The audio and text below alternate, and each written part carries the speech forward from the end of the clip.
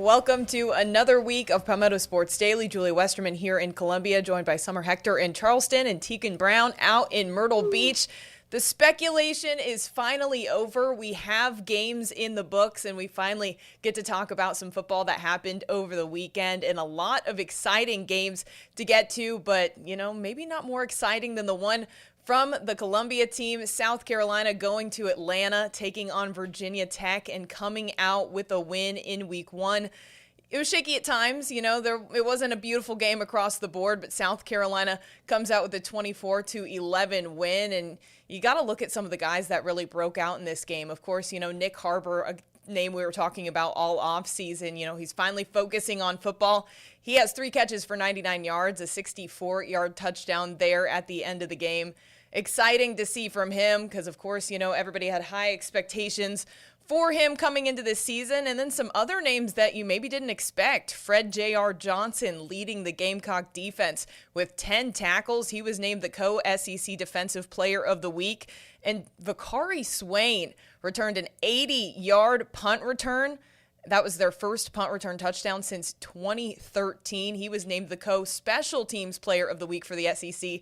And Nick Harbor gave Swain his flowers post-game last night. Let's take a listen. Oh, that was an amazing play by that boy. I was screaming for joy. It might have seemed like that, but I'm like, oh, is he gonna get it? Is he gonna get it? I'm like, yes, man, he got it. I was just a great execution by all them boys on the punt pressure. Just giving creases to him, and then that boy's a playmaker with the ball in his hands. Even though he plays DB, he's special. He's a special boy with the ball in his hands, and we all seen it there. So just proud of him. He's overcome a lot. So, just to go out there and just to make, that one play that really sparked, I feel like that won us the game right there. Like, just to hit him in the mouth. And I feel like that was a dagger right there. So I want to talk a little bit about some of the discourse after this game. High expectations for Lenora Sellers. He honestly really wasn't the storyline of this game. He played well, but I feel like so many other names really stood up and stood out in this game. And then, of course, the names like Vakari Swain, he jumps out and has a really big game, and that was, like Harbor just said, really changing the narrative of that. But something that I've seen from a lot of fans online talking about, the different reactions that they're having to this game is how together this team seems. And I kind of want to just get your guys' reactions to this game and, see what South Carolina is about to do. I mean, this is a good place for them to start. Summer, I'll start with you. Yeah, Julia, you talk about that togetherness. I think Nick Harbor's answer was perfect, right? Hearing him be so excited for Vakari Swain to have that return, it really shows the team chemistry, right? And I mean, we hear coaches say all throughout the summer of every team I feel like we talk to, we want to build that chemistry. We want to play as all 11 guys. We want to play, as a team. So for South Carolina to have that behind them, I think that is key. Yes, of course, for South Carolina, they started great. You drive down, punch them in the mouth. You think, all right, here we go. And then the game kind of sputtered until the fourth quarter. So I think for Gamecock fans, it kind of brought back the emotional roller coaster again of college football season already in week one. But it's positive to see other guys step up, right? Like Fred Johnson, I wasn't expecting him to have a game like that. So knowing there's more than just Dylan Stewart, right, on defense. And so to see these guys kind of step into that.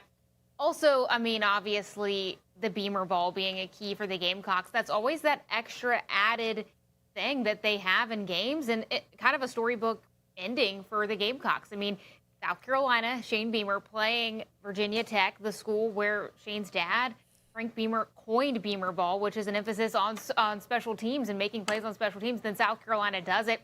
It was very, very special to see that for sure. But it also is a reminder that the Gamecocks have that extra additive. They work on special teams. They don't lack that. It's always been a thing for Shane Beamer since he's gotten to South Carolina, too. So I think that's something to always have in their back pocket, right? Lenoris isn't having his best game. Defense did play well. But, to know that they're going to make plays on special teams, too. Now, obviously, their opponents, especially in the SEC, are going to be prepared for that. But I think that is exciting for Gamecock fans. And, coaches always say, too, you see the biggest improvement from week 1 to week 2. So I'm excited to see what they're going to focus on as they get SC State next. But, Teagan, what else did you see from the Gamecocks?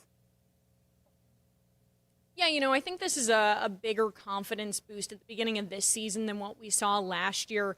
I think the conversation around the Gamecocks way more positive after that one. And like you said, just seeing those guys step up, that was not necessarily unexpected, but they just weren't the guys that we thought would be the big names we'd talk about in this one. I think that's a great thing for the Gamecocks. A lot of coaches this season have kind of talked about raising the floor. So last year, if their worst player was right here, this year the worst player is right here, which of course they're all very talented. But it just seems like South Carolina really has raised the floor on their roster with these guys. And then, Lenoris, he wasn't the biggest storyline in this one, but I mean, there's no reason to worry. He played great. And then that moment at the end of the game, just giving the ball to Frank Beamer, that was a really sweet moment there too, Julia. Yeah, that was awesome to see because, of course, the Beamer Bowl wouldn't be the Beamer Bowl without some Beamer ball. And for it to come all right full circle and hand him that game ball, that was really special. But, of course, something I want to bring up of what we talked about of the summer is a point that was made, this time a year ago. Kyle Kennard, Demetrius Knight Jr., those were names that nobody really knew yet. So it's exciting to see who is putting themselves in position to, be one of those next South Carolina names. And, Fred Johnson having a game like he did, excited to see if he can keep doing that and see who else can step up to the plate. But of course, Lenora Sellers is always going to be on the minds of future opponents. And this week we've got an in-state matchup coming up between South Carolina and SC State right here in Columbia. Chennis Berry bringing his 1-0 Bulldogs up the road from Orangeburg here. And this is exciting because this is Berry's first Power 4 game as the head coach of SC State, bringing them up to play South Carolina. So looking forward to that. We just went down there this morning to talk to Coach and, get his outlook on this past weekend's game when they took down Wofford 16-15. It was a really close game. Came down to the fourth quarter. They had a game-winning drive that was bookended by missed field goals by Wofford's kicker. So really a lot of missed opportunities on their end that South Carolina State took advantage of. But then also his outlook on this upcoming game because they're going to have to march into a South Carolina team that clearly has some momentum at the start of the season. And, they're going to be looking to tweak some things up. So I'm looking forward to seeing how this one goes. I mean, Berry and Beamer have a relationship. Berry came and spoke at one of Beamer's coaches' conferences over the summer up here in Columbia. And funny anecdote from Berry, he was asked if they have anybody on their team that kind of compares to Lenora Sellers or anything like that, and he had a great response to that one. There's not many of those people in America. And when God was creating people, he didn't create many 6'4", 250-pound quarterbacks, So all in all, we will have our young men. I'm sure Coach O'Daffer and the defense staff will come up with a good plan to try to slow that team down. I mean, they got so many explosive players all over the place. We respect all our opponents. I know Shane Beamer and know him well, and he'll have his team ready to go and prepared. But Chennis Berry will have his team ready to go and prepared as well. So super excited about the moment to be able to go up against a really good football team. And our guys, you got to think about it. This is great for the state of South Carolina, man. When you really think about it. A lot of these young men that I have on my team, they probably played with some of those guys. They dream of playing SEC, P4 football, so they're excited. They'll be grateful for the opportunity to go out and compete against those guys. But I think it's great for the state. Great for the state of South Carolina. That game coming up this Saturday at 7 o'clock from Williams-Brice Stadium. And before we wrap up, this segment, we got to talk a little bit about Clemson. Of course, before we jump really into anything, I want to get your immediate reactions to this game and just what you think about this team moving forward when all we've said right now is they lose to Clemson 17-10 on Saturday. Teagan, I'll start with you. Yeah, I mean, we talked a little bit about this the past couple of weeks about whether, which team needed to win this one more. And I think I kind of talked a little bit about both sides, but I don't think we need to be worried about Clemson right now. I don't think that we had to get a big win for this win in order to say, all right, this team is worthy of an ACC championship or worthy of going to the playoffs. A couple of issues in the game with Cade Klubnik. But it's the first game of the season, and we talked about this earlier. I think Summer said it, you improve the most and you see the most between week 1 and week 2. They've seen what happened in that game. Dabo Swinney is going to adjust to it. They're going to go forward. And this isn't going to be a bad Clemson team. That wasn't a horrible Clemson game. So I'm not too worried. How about you, Summer? No, I agree, Teagan. I mean, I think LSU needed this win way more than Clemson needed this win, right? I mean, we've seen it before. Clemson, I mean, they've lost what, their last 3 season openers. We saw it last year, and it didn't matter. They still go on and win the ACC. It really doesn't matter if they lose to an SEC team. We saw it against South Carolina. They're still probably going to make the ACC title game again. I know that might be a hot take, but let's be honest, they probably will, and they're going to be just fine. But for LSU, I mean, if you have watched the clips of Brian Kelly, I mean, his whole bite of being like, we're sitting here again every season losing their opener. LSU needed that win, and Brian Kelly needed that win, I think, for his career, rightfully so. I mean, their fans were eager for that. So I think LSU came in and kind of wanted it more. And now I think Clemson, like you said, is going to be just fine. You hear Dabo Swinney say this team is a lot better than they looked. They know what they need to clean up. We heard Wade Woodaz say it after the game, too. He was like, these guys aren't bums. Like, this was a really good team, and we were tested, and it was a great game down to the finish. But, yeah, I do think Clemson has some stuff they need to clean up, and I'm going to be excited to see what they do this weekend. Obviously, it's going to be a game where they have a lot of time to work things out and, you know, kind of get their kind of momentum and confidence back. And I mean, we've seen it as Clemson, right? I mean, we talked about togetherness with South Carolina, but this Clemson team, they always have great chemistry, right? And they always support each other, and I think that's what's key for them. So I'll be interested to see what they do the rest of the season. Now the ACC does look a little more exciting after Florida State taking down Alabama, so I'm going to be excited. And Miami had a great win last night, too. So it's going to be exciting to see what the rest of the ACC does this season. Julia's laughing at me. I'm sorry I mentioned the Florida State-Alabama game, but what else do you expect from Clemson, Julia? I thought She's we'd like, get I'm off through it, track Summer. now. I thought we'd get through the whole I'm broadcast. sorry. It's okay. Yeah, I agree with you guys. I don't think the sky is falling for Clemson. I'll play a little devil's advocate here, though, a bit. Looking at the offense, that was definitely their weak point of this past game. And looking at some of the different play calling, especially 4th and 4 at the end of the game there. I mean, you have a timeout that you didn't even call, and you get that extra time, and then that's the play that you dial up to try and, you know, get back into it, you know, tie it up, or maybe even win the game if you decide to go for 2, whatever you do. They made a good point post-game. I think Cade was talking about how, you know, regardless of if we lost this game or if we tied the game and went to overtime or if we went for 2 and won it, we're still going to have to regroup and fix a lot of things into this upcoming week, especially when it comes to the offense. So here's Dabo and Cade talking about that. There's a lot we can learn from, and we got to grow from it. And I don't have any doubt. I really believe this is going to be one heck of a football team when it's all said and done. I really do. I think this is going to be a really good team. Disappointed in again, the outcome tonight, but the focus will be to just learn and grow from it. And, you know, we got to go win next week. I don't feel like I played as good as I can, which, you know, I don't think I played the way that I expect myself to, and I hold myself to a high standard. I don't think I played very well. So, you know, go watch the film and go get better. Yeah, I got to be better. He'd be the first one to tell you that.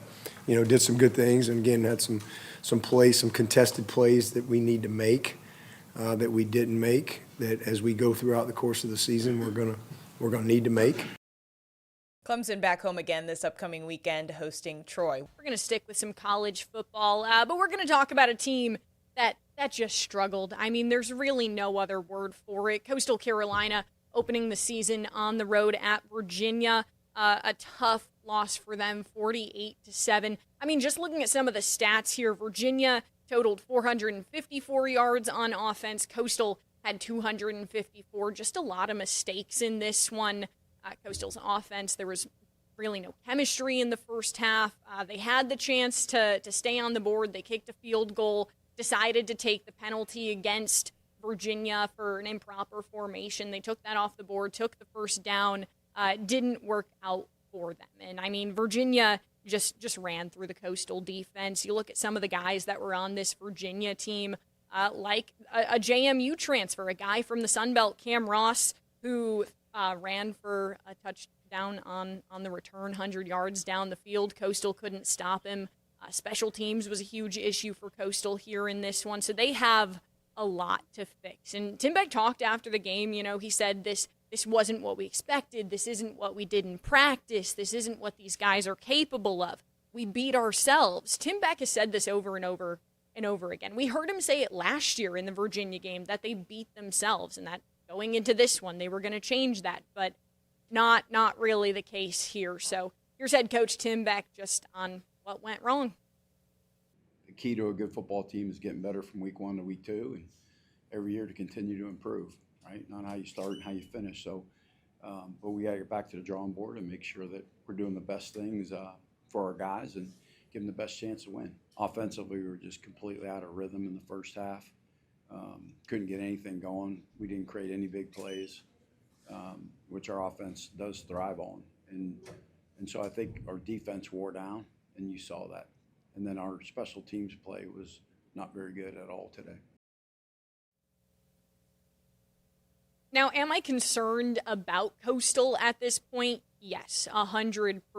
But it was a big opener against an ACC team with some really good transfer guys. I mean, all of their touchdowns were scored by transfers for the Cavaliers.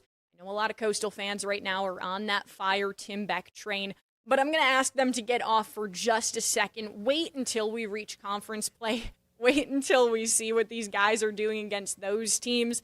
But I will say Tim Beck is 14-13 right now in all of his games at Coastal. He's in his 3rd season right now. So you guys can hop on the train, like, in 3 games. Like, give him 3 more games.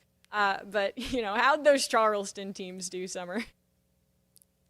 Yeah, Teagan, I mean, I think what's going to be interesting is Coastal Carolina welcomes Charleston Southern this weekend. And so I think that's going to be really telling. This is a Charleston Southern team that's really struggled over the last 2-3 years. Well, more than that, but the last 2 years under head coach Gabe Gardenia. And they have a new offensive coordinator this year in Seth Strickland. But Charleston Southern, they lost 45-3 in their opener at Vanderbilt. And now this isn't your mom's Vanderbilt team anymore. We know that. So I think they're taking that with a grain of salt for sure. But for Charleston Southern, their offense has struggled to really find much of an identity. They do have Zoltan Osborne now starting. He's back healthy. He had dealt with injuries the last few years. We followed him as he was the quarterback down here at Fort Dorchester a few years ago. So I'm excited to see what he does in this Seth Strickland offense.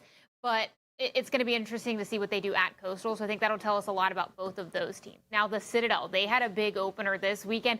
They hosted #1 North Dakota State, the top team in FCS football. The Citadel, they did lose 38-0. But I will say, after the first quarter, it was 0-0. So there was some of that. And defense played pretty well in the first half. North Dakota State just proved to be the more talented team. They had weapons, throwing the ball, passing the ball on offense. I mean, they were a very balanced team. So I think they just proved why they did that. And the Citadel still trying to shake out who their starting quarterback is going to be. They've dealt with quite a few injuries and sicknesses, even I heard right leading up to this week. But something that was key for the Citadel team, 0 penalties in the entire game. So you might say maybe they just didn't do much. But no, they were on the field a decent amount. And head coach Maurice Strayton talked about how significant this was for this team and proof that they are moving in the right direction and proof of the discipline of his team. Here's what he had to say.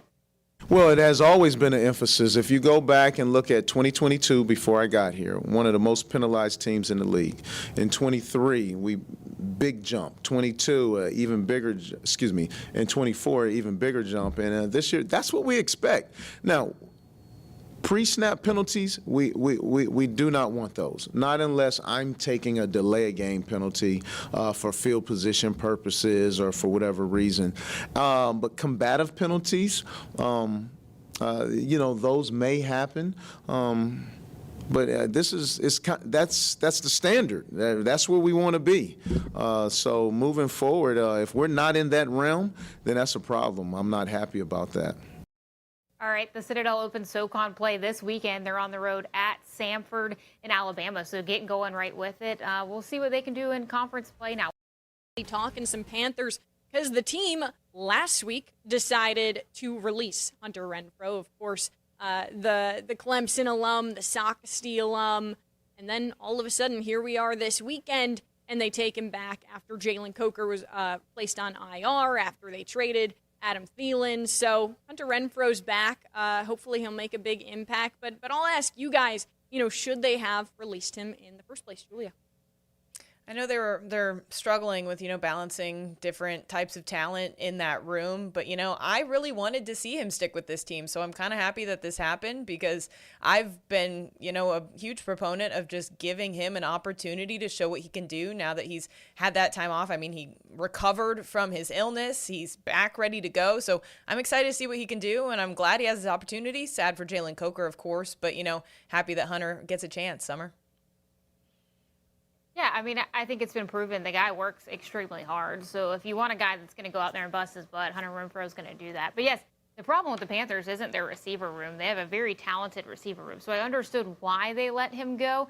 But I'll be excited to see what he does there, right? I mean, these are the kind of guys you want to see, and you know he's going to make plays. Also, the Panthers also traded away Adam Thielen, so there goes another weapon for Bryce Young. So it's kind of nice to see, you know, a veteran guy come back to in Hunter Renfrow. I thought it was funny. I don't know if y'all saw this on social media, but today Hunter Renfrow said Dave Canales, I guess, or Dan Morgan, someone was trying to call him and get him back, and he said his kid was watching Bluey on his phone, so he kept denying the calls like 10 times, and they're like, we're trying to get you back. So I thought that was funny and proof of where Hunter Renfrow's at. We just want you on the team, dude. Exactly, and the kid's like, no, you know these kids are obsessed with Bluey. They're like, don't mess with my Bluey.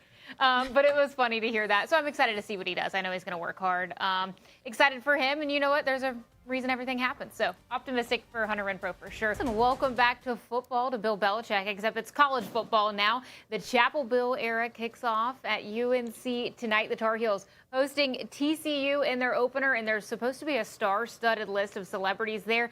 I'm most looking forward to seeing Michael Jordan there, and also Eric Church also supposed to be there. Apparently, Teagan, you saw Michael Jordan yesterday at Darlington, but who are you excited to see?